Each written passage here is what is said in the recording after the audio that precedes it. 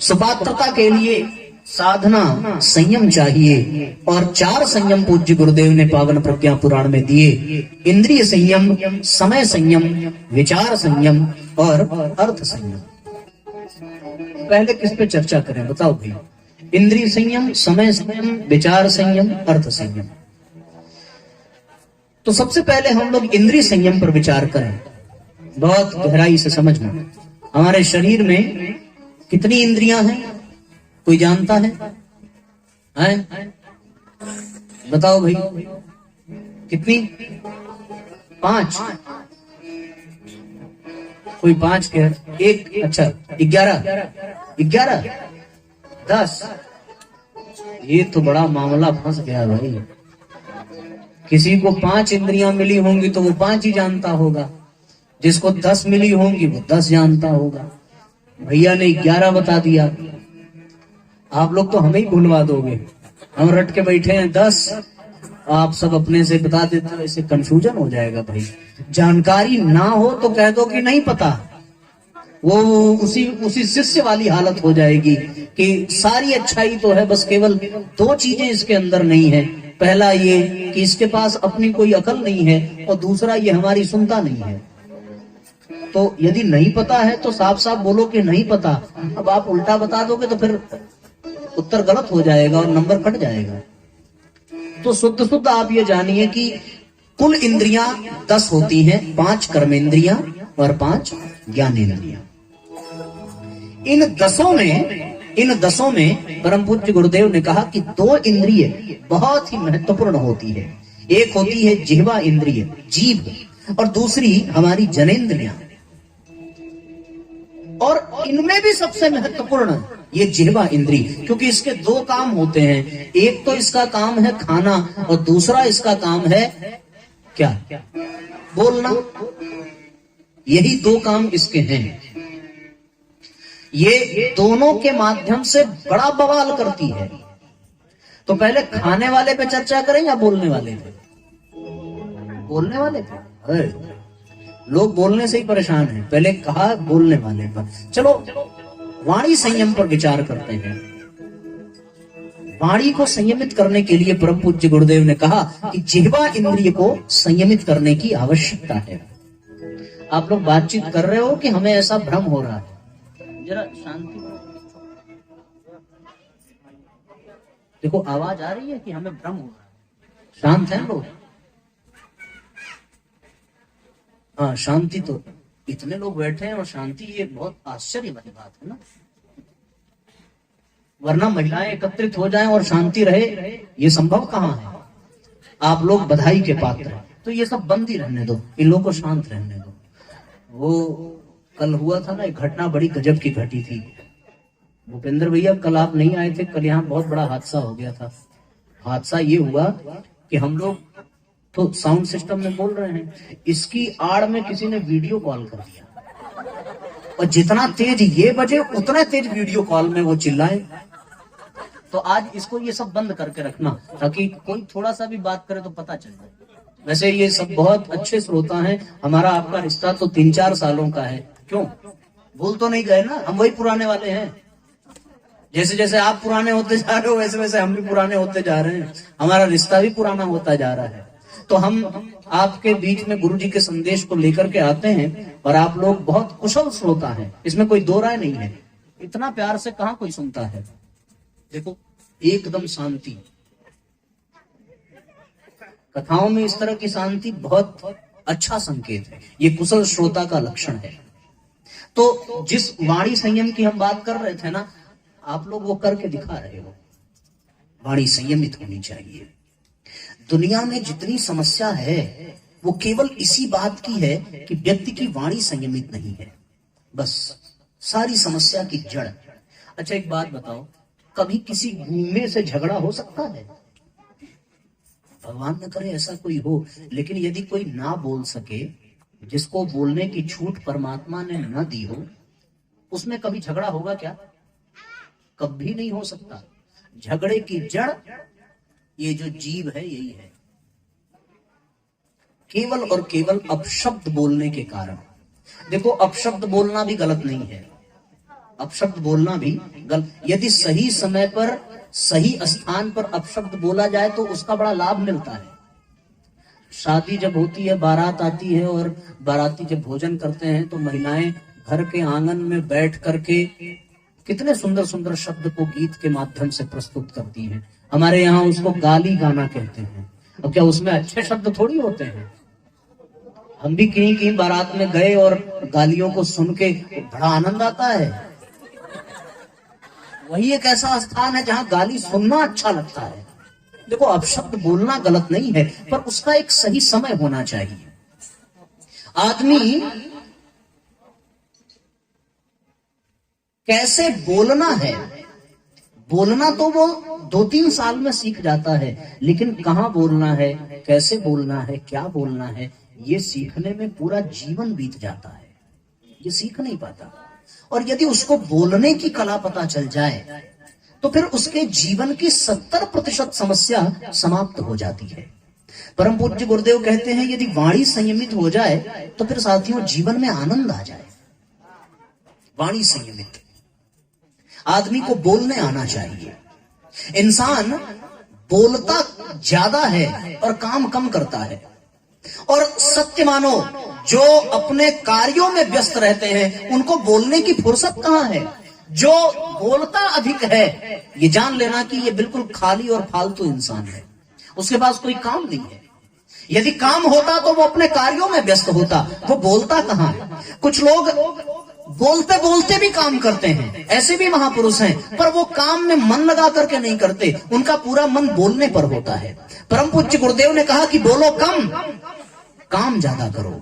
और किसी एक दार्शनिक ने कहा कि यदि एक वाक्य के बजाय एक शब्द बोल करके काम चल जाए तो फिर एक शब्द ही बोलना चाहिए। उस एक शब्द को बोलने की बजाय यदि एक अक्षर से काम चल जाए तो एक अक्षर ही बोलना चाहिए। और यदि एक अक्षर बोलने की बजाय इशारे से काम चल जाए तो इशारे में ही बात कर लेनी चाहिए।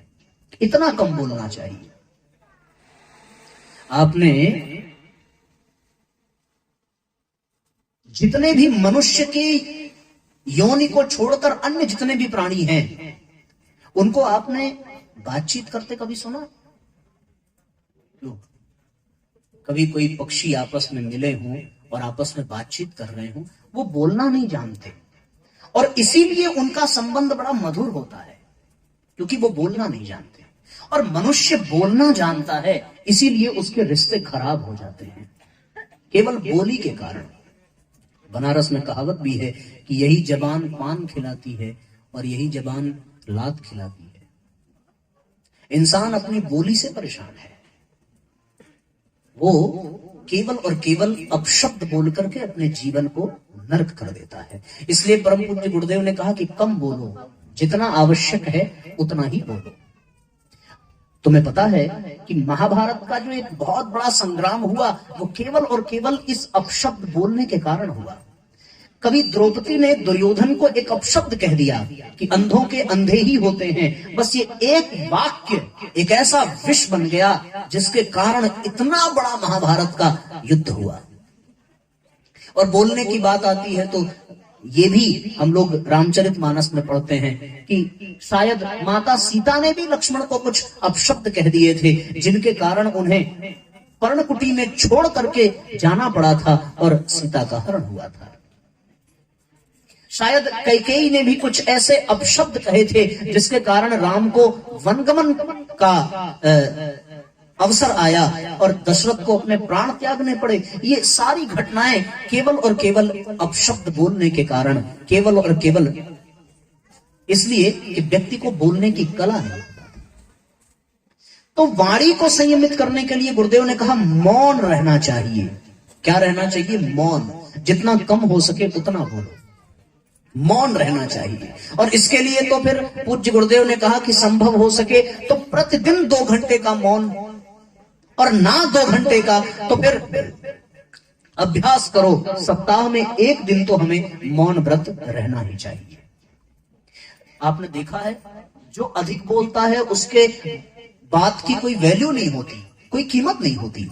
माँ अपने बच्चे को हमेशा डांटती फटकारती रहती है तो बच्चा अपनी माँ से नहीं डरता। और बाप किसी एक दिन गरजता है तो फिर वो साल भर डरता है, कांपता है। पूछो क्यों? केवल इसलिए कि बाप कम बोलता है और मां ज्यादा बोलती है। आपने बादल को गरजते हुए देखा है, वो हमेशा नहीं गरजते, लेकिन जब गरजते हैं तो दिल की धड़कन बढ़ जाती है। कभी सागर को देखा, वो शांत रहता है, लेकिन जिस दिन वो अपना मौन तोड़ता है उस दिन सुनामी आ जाती है, तूफान आ जाता है, जलप्रपात हो जाता है। ये जो हवा बह रही है ये बिल्कुल शांत है, शीतल है, मधुर है, पर जिस दिन ये अपना मौन तोड़ती है उस दिन चारों तरफ चक्रवात आता है, तूफान आता है। तो इसलिए कम से कम बोलना चाहिए। जितना कम बोलोगे उतना ऊर्जा कम नष्ट होगी और उतना ही संबंध में मधुरता बनी रहेगी। वाणी का संयमित होना बहुत जरूरी है। आपने देखा होगा कि घरों में जो क्लेश और कलह होता है वो केवल वाणी के असंयम के कारण होता है। किसी ने कुछ कह दिया और उसके प्रत्युत्तर में आपने भी वैसा ही जवाब दिया, बस रिश्ता बिगड़ता चला जाता है। तो वाणी का संयमित होना आज के इस संसार में बहुत आवश्यक है। जिनकी वाणी संयमित है उनके जीवन में मधुरता होती है, उनके जीवन में आनंद होता है। और बोलता वही है जिसको कोई काम ना हो, वो अपने कर्तव्य पर जो ध्यान नहीं देता वही बोलता है। जिसको अपने कर्तव्य पर ध्यान है वो बोलने में इंटरेस्ट नहीं लेता, वो तो अपना काम करता है। आपने सूर्य को कभी बोलते हुए देखा नहीं होगा, वो सुबह समय पर उगता है, समय पर अस्त होता है। क्यों? क्योंकि वो बोलता नहीं है, इसीलिए अपने कार्य को बिल्कुल सही तरीके से अंजाम दे पाता है। आपने चंद्रमा को कभी बोलते हुए नहीं देखा होगा, आपने धरती को कभी बोलते हुए नहीं देखा होगा, पर जब धरती बोलती है तो एक भूकंप सा आता है और फिर तबाही मच जाती है। तो जो ज्यादा बोलता है उसकी वाणी का प्रभाव खत्म हो जाता है, और जो कम बोलता है उसकी वाणी में तेज होता है, उसकी वाणी प्रभावशाली होती है, उसकी वाणी में शक्ति होती है। इसलिए साथियों, जीवन में उतना ही बोलो जितना आवश्यक हो। और मैं आपको वैज्ञानिक तरीके से भी बताऊं कि हमारे शरीर में 128 ग्रंथियां हैं और बोलने के लिए 102 ग्रंथियों का सक्रिय होना जरूरी है। जब वो 102 ग्रंथियां एक साथ काम करती हैं तभी व्यक्ति शब्द बोल पाता है। और इसीलिए जो मृत्यु के निकट हो और मृत्यु की सैया पर हो उसके सारी इंद्रियां काम करती हैं। सबसे पहले उसकी जिह्वा इंद्री बंद होती है, वो बोलना बंद कर देता है। वो देखता तो है, वो सुनता तो है, वो इशारे तो करता है, पर वो बोल नहीं पाता, उसकी जिह्वा काम नहीं करती। क्यों? क्योंकि उसके लिए इतनी सारी ग्रंथियों का एक साथ एक्टिव होना, सक्रिय होना बहुत जरूरी है, लेकिन वो सक्रिय नहीं है क्योंकि बहुत ऊर्जा लगती है बोलने में। हमने तो यह भी सुना है कि कछुआ बोलता नहीं है, वो सांस बहुत धीरे लेता है, इतना धीरे कि उसकी उम्र 400 साढ़े 400 साल होती है। और कुत्ता सांस बहुत तेज लेता है तो उसकी उम्र 15 से 20 साल होती है। केवल इसीलिए पहले के ऋषि महर्षि मौन रहते थे कंदराओं में, और इतना मौन कि वो अपनी सांस को भी रोक लेते थे, तो फिर हजारों वर्ष तक उनका जीवन होता था। जो जितना ज्यादा बोलता है उसको उतना ही मृत्यु के निकट मानना चाहिए।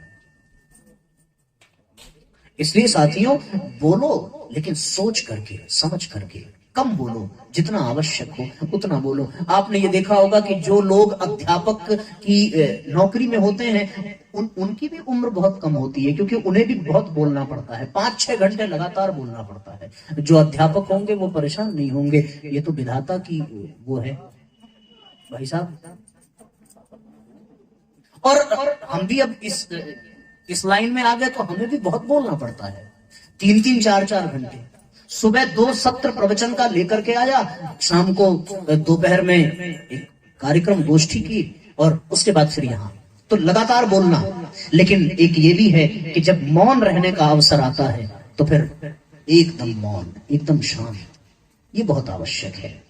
तो साथियों, जब आदमी बोलेगा ही नहीं और अपनी वाणी को संयमित रखेगा, परम पूज्य गुरुदेव ने कहा कि जितने भी महत्वपूर्ण कार्य इस दुनिया में हुए हैं उस कार्य को करने के लिए सबसे पहला जो काम करना होता है वो यही है कि मनुष्य को मौन होना पड़ता है। यदि कोई लेखक कोई पुस्तक लिखे तो वो बातचीत करके नहीं लिख सकता। यदि कोई कवि किसी गीत की रचना करे तो वो बातचीत करके नहीं कर सकता। यदि कोई वक्ता उद्बोधन दे तो उसको बोलने के लिए जो सोचना है उसके लिए भी उसे मौन रहने की आवश्यकता है। महत्वपूर्ण कार्य मौन के साथ होता है। इसीलिए उपासना में मौन की शर्त रख दी गई है। अध्यात्म पथ पर चलने के लिए पहली शर्त जो है वो मौन है। मौन रह करके ही हम उस पथ की ओर कदम बढ़ा सकते हैं। जीवन में मौन का होना बहुत आवश्यक है। और साथियों, एक बहुत गजब की बात बताऊं मैं आपको कि जब व्यक्ति मौन रहता है तो मौन रहने पर वो परमात्मा की आवाज सुन सकता है। ये एक बहुत बड़ी उपलब्धि है। अगर आप बोलते रहो तो फिर आप भीतर की आवाज नहीं सुन सकते, भीतर की आवाज आप पहचान नहीं सकते। एक मौन रहने का बहुत बड़ा लाभ ये है कि हम अपने अंदर की आवाज को सुन सकते हैं।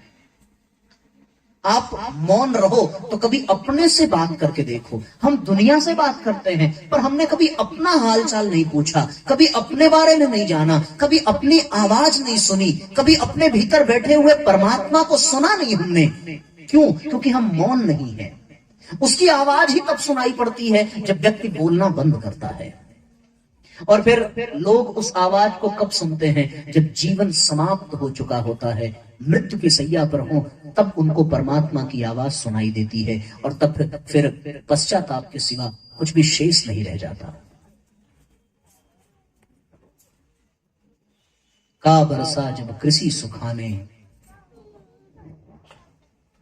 समय निकल गया तो फिर पछताना पड़ जाता है। इसलिए साथियों, मौन रहना आवश्यक है। अभी देखो, हम लोग मौन पे चर्चा कर रहे हैं और आप लोग इसलिए ये बात सुन पा रहे हो क्योंकि आप मौन हैं। यदि आप बातचीत करते तो इन बातों का आपके जीवन में कोई महत्व नहीं होता, कोई प्रभाव नहीं होता। मेरे द्वारा कही गई बात केवल इसलिए आप सुन रहे हो क्योंकि आप मौन हैं। विद्यार्थी अपने कक्षा में बैठ करके अपने अध्यापक की बात केवल इसलिए सुन पाता है क्योंकि वो मौन है। इसलिए साथियों, जब हम लोग उपासना में बैठते हैं तो मौन होकर के, ताकि परमात्मा की आवाज सुनाई दे। तो इसलिए मौन का होना अनिवार्य है। और 4-5 समय आप नियुक्त कर लो। मैं आपको सूत्र देने का प्रयास करूं तो फिर एक संकल्प आप आज से ये ले लेना कि जितनी देर आप भोजन करें उतनी देर मौन रहना आवश्यक है। एक पहला नियम, इसको आप गांठ बांध करके जाना। आज से, अभी यहां जब आप लोग भोजन करेंगे तो फिर ये इस नियम को अपने जीवन में उतारिए। इस नियम को उतारिए कि जब आप भोजन करें तो बिल्कुल मौन हो करके, यदि इशारा भी करना हो, यदि पूड़ी और सब्जी कुछ भी चाहिए तो इशारे से मांगना, पर मुंह को खोलना तो केवल खाने के लिए, बोलने के लिए नहीं। एक समय में एक ही काम करो। खाते समय बोलना बिल्कुल अनुचित है। तो एक तो आप भोजन के समय मौन रहें, दूसरा आप उपासना के समय, जब आप प्रार्थना कर रहे हो, ध्यान कर रहे हो, उस समय आपको मौन रहना अनिवार्य है। और एक तीसरी बात मैं आपसे कहूं साथियों कि जब आप सुबह अपने बिस्तर से सोकर के उठते हैं तो जब तक आप स्नान करके अपनी उपासना न कर लें तब तक आपको मौन ही रहना चाहिए, तब तक मौन रहना चाहिए। देखो, वो यात्री जो ट्रेन में सफर कर रहे हैं वो आनंद से अपनी यात्रा बिता लेते हैं जो मौन होते हैं, और जो बातचीत करते हैं वो उलझ पड़ते हैं, उनमें तो फिर झगड़ा होने की भी संभावना रहती है। इसलिए मौन रहना बहुत आवश्यक है। तो ये सूत्र आप नियम, पहला भोजन के समय मौन रहना, दूसरा सुबह उठने के बाद स्नान करने तक मौन रहना, क्योंकि उस समय यदि आपने बात किया तो फिर भोर का जो ब्रह्म मुहूर्त का जो महत्वपूर्ण समय है वो आप नष्ट कर दोगे। आपको वो नष्ट नहीं करना है, आपको उस वक्त भी मौन रहना है। तो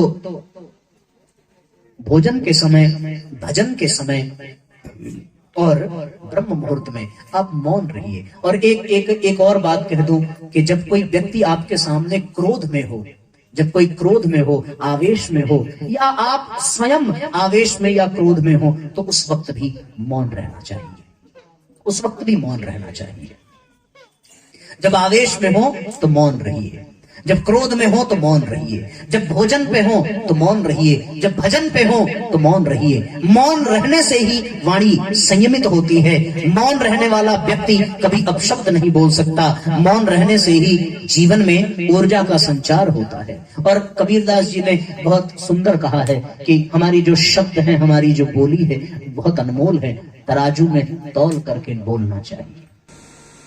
बोली एक अनमोल है, जो कोई बोले जान, ये तराजू तौल के तब मुख बाहर आन, कबीरा तब मुख बाहर आन। अभी हम लोग इतनी देर मौन रह गए ना, तो अब संगीत भी, ये वाद्य यंत्र भी बज रहा है, तो एक खटक सी हो रही है कि ये बजे ना, बस शांति बनी रहे, सुकून बना रहे। तो फिर बिना इसके ही ज्यादा आनंद आ रहा है। आपका तो मैं कह नहीं सकता, मैं अपनी अनुभूति बता रहा हूं कि ये मौन का आनंद है कि अब एक भी आवाज अच्छी नहीं लगती, केवल और केवल मौन की। फिर भी हम लोग यहाँ मौन के लिए तो आए नहीं है। आप जरूर मौन रहना। मैंने कहा ना कि भजन के समय, सत्संग के समय आपको मौन रहना है, और इसके बाद जब भोजन करो तो आप मौन रहना। ये प्रयोग है। पहले जब कभी भी भोजन में नमक या कुछ कम ज्यादा होता था, तो व्यक्ति यदि वो भोजन के समय बोले तो फिर वो बड़ा गलत कर जाता है। हम एक सच्ची घटना बताएं। बिहार की एक घटना है। एक माँ ने भोजन बनाया और अपने पति को भोजन परोसा। दाल में कुछ नमक ज्यादा था, और क्रोध में आने पर वो जो पति था, दाल की कटोरी उठा करके फेंकी उसके ऊपर, अपनी पत्नी के ऊपर। और कटोरी से बचने के लिए पत्नी ने प्रयास किया, फिसली, गिरी, उसका सिर दीवार से टकराया और वो कोमा में चली गई। 4 दिन के बाद मर गई। ये ऐसा क्यों हुआ? ऐसा इसलिए हुआ क्योंकि वो भोजन के समय मौन नहीं था। ये किसी के भी साथ हो सकता है। अभी तक तो कम से कम नमक वाली दाल मिल रही थी, अब तो दाल ही नहीं मिलेगी, अब तो खुद ही बनाना पड़ेगा। तो ये मौन नहीं था जीवन में। इसका मतलब क्या है कि वाणी संयमित नहीं थी। व्यक्ति न जाने कितनी गंदी गंदी गालियां देता है। और आपने तो सुना भी होगा कि 2 पुरुषों के भी झगड़े में गाली मां बहन को ही पड़ती है। ये क्यों है? क्योंकि मौन नहीं है। यदि झगड़े में व्यक्ति मौन रहे तो कम से कम जिस मां के आंचल में हम पले बढ़े, उन्हें गाली देने का अधिकार नहीं होना चाहिए। यदि हमने जिस जिह्वा से गायत्री मंत्र को जपा, एक बार भी बोल दिया और भगवान का नाम लिया, उस मुख से मां को गाली निकले, भले किसी की माता हो, भले किसी की बहन हो, गाली तो गाली है। तो ये मौन होता तो कभी ना होता ऐसा। थोड़ी बैठने में दिक्कत हो रही है, आप लोग थोड़ा आगे आगे आ जाओ। इस विषय में अभी बहुत लंबा जाने के बजाय हम इसको समेटते हैं और आगे की यात्रा पर चलें। तो कबीरदास का ये दोहा गुनगुनाते हैं। ऐसी वाणी बोलिए मन का आपा खोए, औरन को शीतल करे आप शीतल होए, मेरा आप शीतल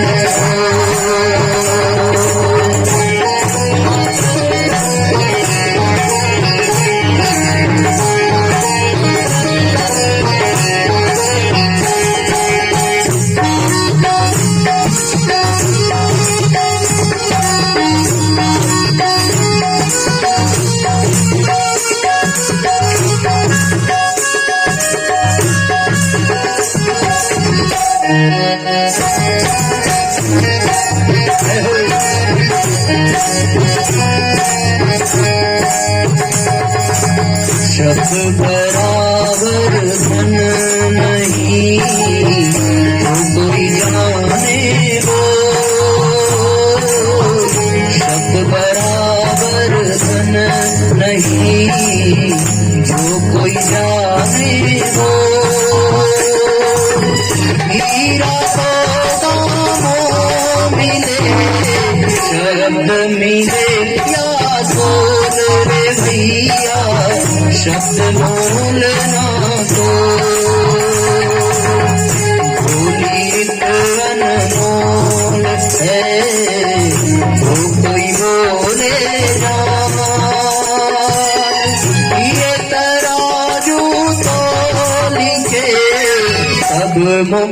बाहर आन पीरा, तब मुख बाहर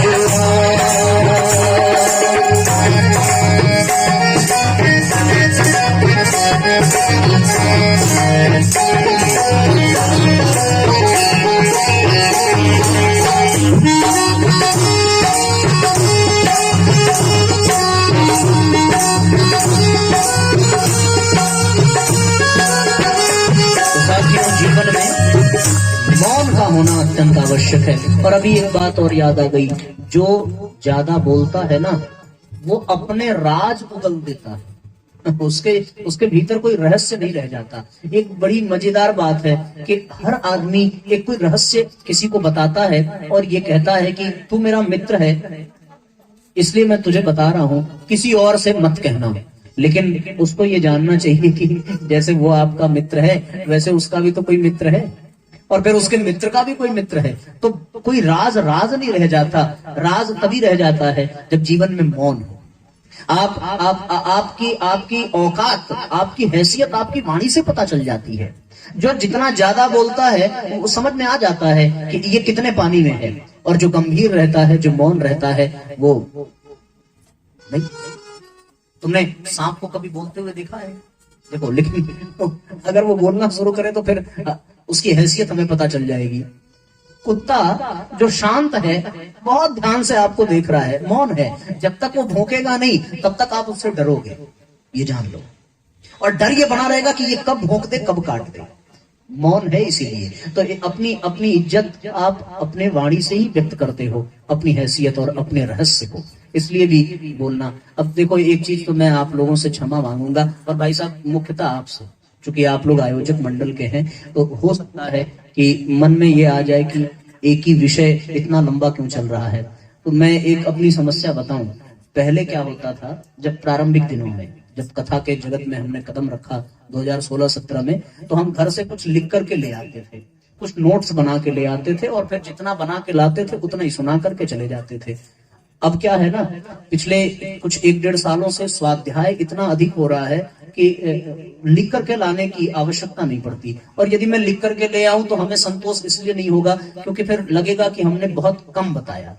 तो मेरा ये मानना है कि एक ही विषय हो पर वो इतना गहराई से हो कि वो जीवन में उतर जाए। तो आप बताओ, अभी भोजन के समय कौन कौन मौन रहेगा? जरा हाथ उठाओ, ईमानदारी से उठाना भाई। चलो, अरे वाह, ये तो बड़ी अच्छी संख्या हो गई, हमें तो उम्मीद नहीं थी। भोजन के समय मौन रहना। भजन के समय कितने लोग मौन रहेंगे? हमने देखा है माला करते हुए भी लोग मोबाइल से बात करते हैं। हे भगवान, मलवा छोड़ कर माला तो कर में फिरे, कर का मन का पता नहीं कैसे है, लेकिन आप ये जान, हाँ, माला तो कर में फिरे, जीभ फिरे मुख माही, मनवा तो 34 फिरे। ये तो सुमिरन नहीं है भैया। तो सब मिलाकर के यही है कि अपनी जीभ को संयमित करें, अपनी जीभ को, अपनी वाणी को संयमित करें, ये अत्यंत आवश्यक है। ठीक है ना, ये बहुत आवश्यक है। तो आइए अब अगले बिंदु पर